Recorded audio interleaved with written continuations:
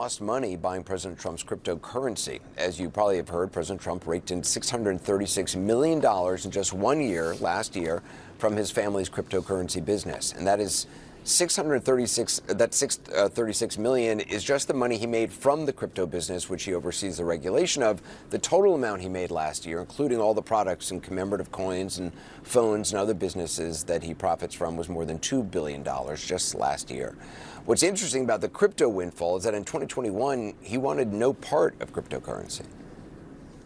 Bitcoin, it just seems like a scam. I don't like it because it's another currency competing against the dollars. Well, that was 2021. 2 months before the 2024 election, he founded, along with his sons, a cryptocurrency exchange, along with Zach Witkoff, the son of his Middle East and Russia envoy, Steve Witkoff. And by January 17, 2025, 3 days before Inauguration Day, the 47th president was hawking a meme coin named after him. Now, we know just how much a lot of people lost, and there's a good chance a number of them were actually Trump supporters. According to reporting published over the weekend in the New York Times, nearly 1 million people who bought Trump crypto coins lost a total of $3.8 billion. Quoting now from the Times report, which had a crypto analytics firm follow the transactions, quote, "The odds were always in his favor. Mr. Trump profited whether the price of his meme coin went up or down. He collected returns whenever anyone traded the tokens, as he repeatedly pushed his followers to do, using his Truth Social account to promote the coin." On top of that, the president also made several hundred million more when a UAE-linked firm bought a 49% stake in that company. Now, he's denied any wrongdoing concerning any of this, and today the White House had this to say. Well, I've become a big crypto guy only for one reason. If we don't have it, China's going to have it, and they would like to have it. But now they're not even trying that hard because we've taken over crypto. But I'm a fan. Portraying crypto as a patriotic stand in some way against China. He did not mention, however, the 636 million other reasons he had to like it last year. Joining us now is the New York Times' Eric Lipton, who's done the reporting on this. What more did this report reveal about just how unprofitable Trump's meme coin was for most people who bought it? Yeah, it really is quite a disconnect. I mean, this is someone who was there, running for election to try to help bring the common person up, and here he is urging his followers to take a bet on him. He's always presented himself as, the apprentice guy who learned how to be rich, and if you follow his lead, you can be rich yourself. And, very much pushing his followers to take a bet on him and to follow him into crypto. And then, he walks away with $600 million, and nearly 1 million people who made the bet at his urging lost almost $4 billion.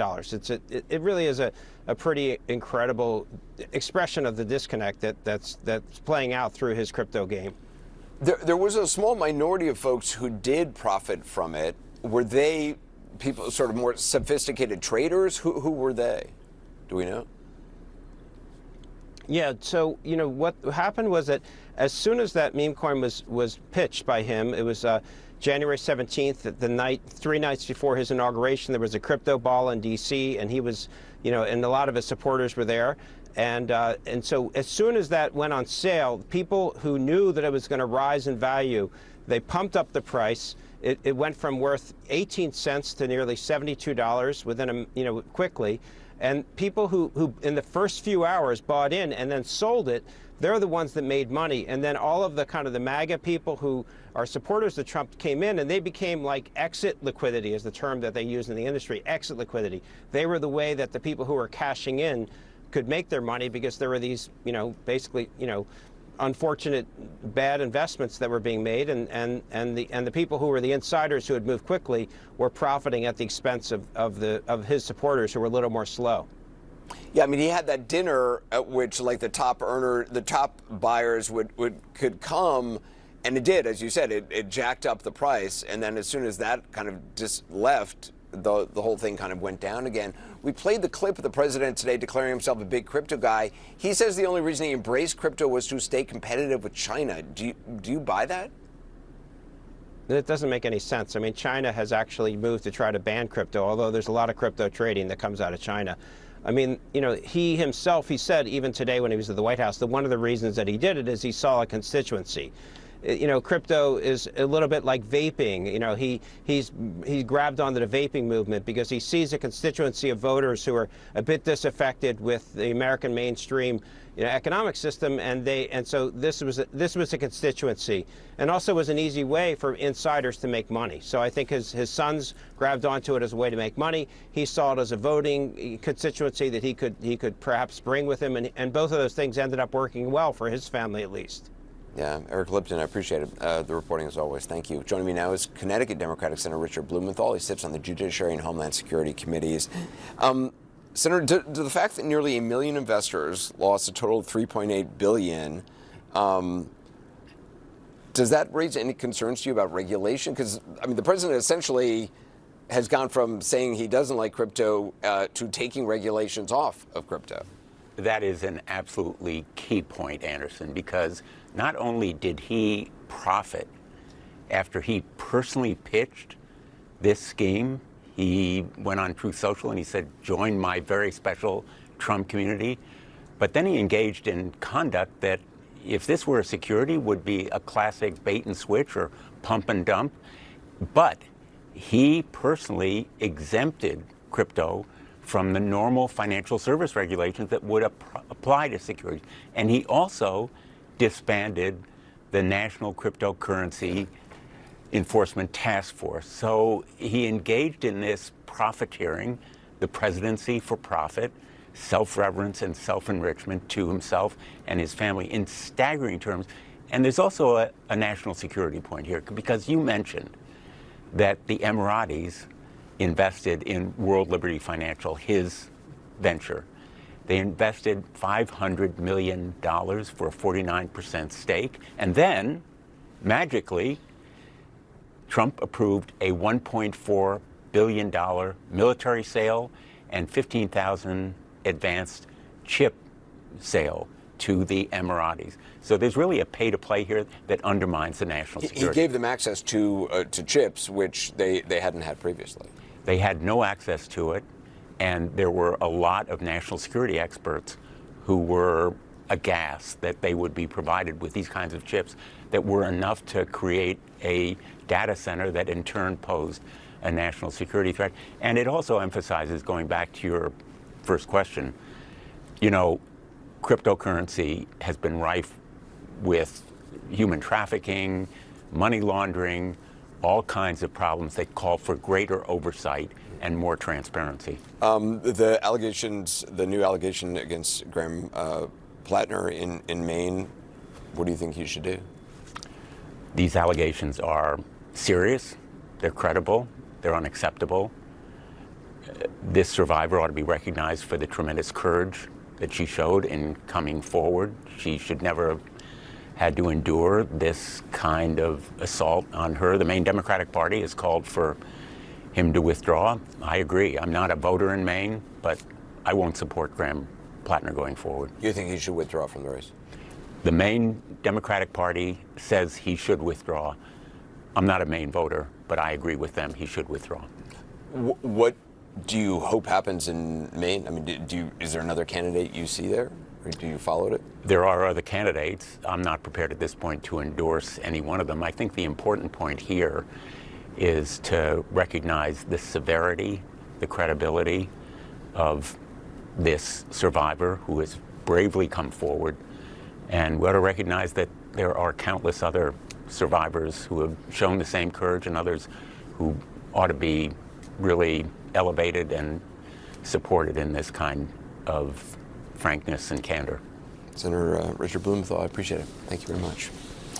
Next, was the president out of bounds when he twisted arms to get a suspended American World Cup star off suspension in time for tonight's big game, or was it a clutch play? Later, who could survive something like this? How every single person inside this store amazingly did, thankfully. We'll be right back.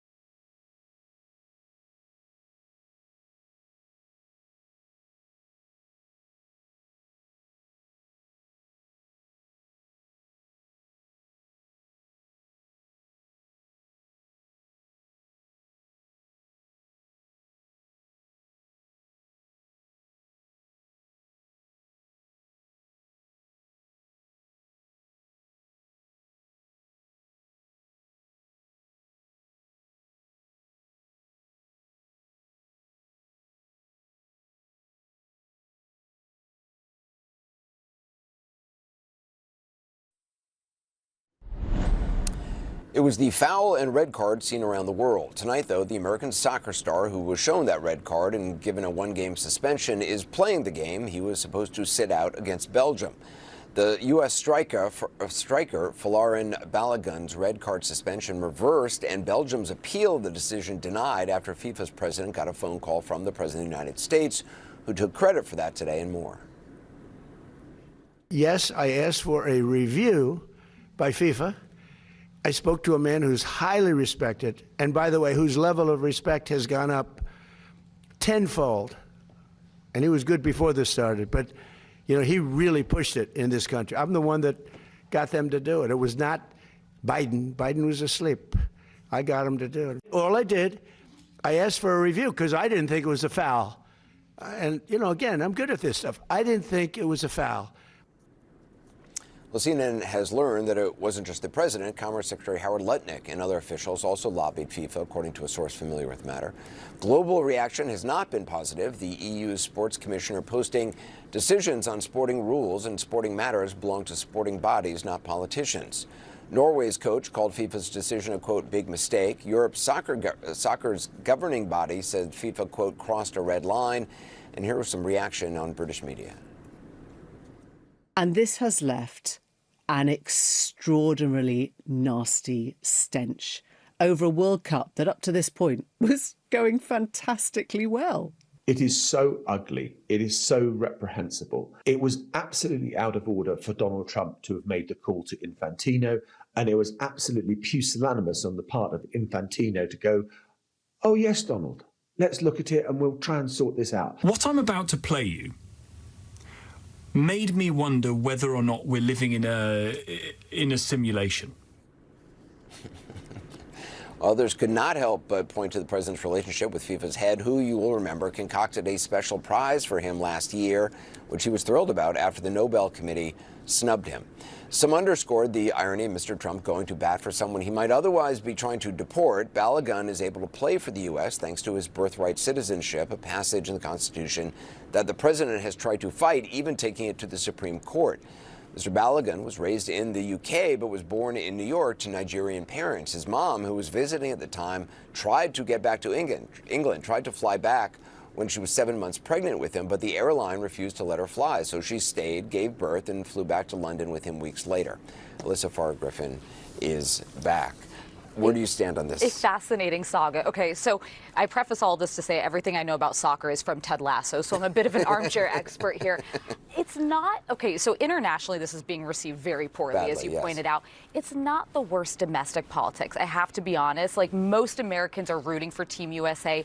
This was a call from what I saw, again, armchair expert, should have been a yellow card. It shouldn't have been a red card that would have kept him out of the next game.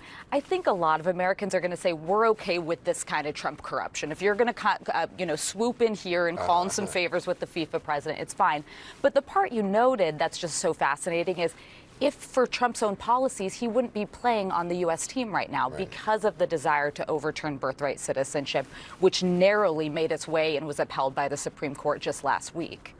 And I mean, do you think his advisors, Miller, do you think they're done trying to chip away at birthright citizenship, or do you think this has been kind of a pet project of Stephen Miller's as well as other advisors for many years? I expect that there could be other efforts and other state-led efforts. I thought it was remarkable that it was a 5-4 decision. To me, it's couldn't be more clearly laid out in the Constitution.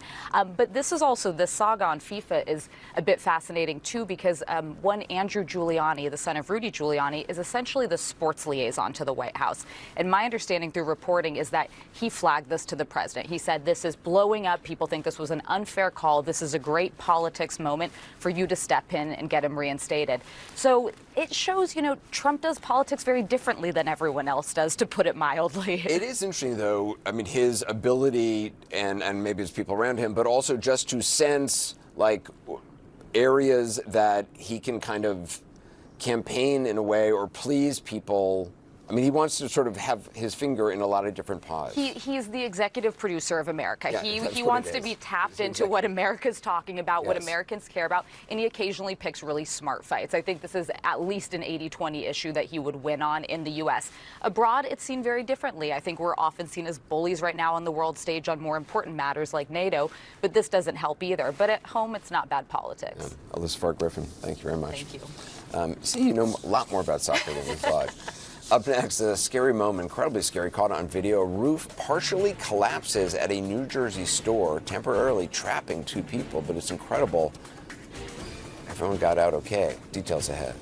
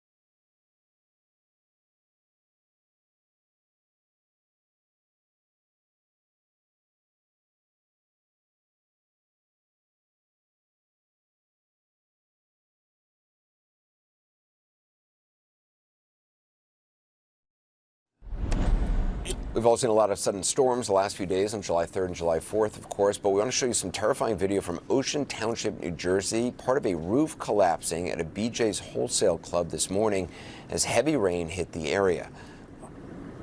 More than a month's worth of rain fell in just a few hours in this area, according to estimates. It led to the ceiling crumbling down inside the store while people were shopping. Officials said 27 people were inside the building when it happened. 2 people were trapped for a time, but thankfully they were able to free themselves. No one was seriously injured. Incredible when you look at the damage done there.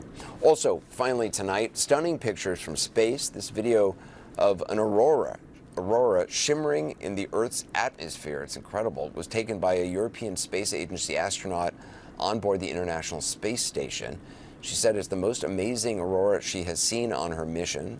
This astronaut, by the way, has now been in space for more than 140 days and has orbited the Earth more than 2,000 times. Incredible images. That's it for us. The news continues right here on CNN.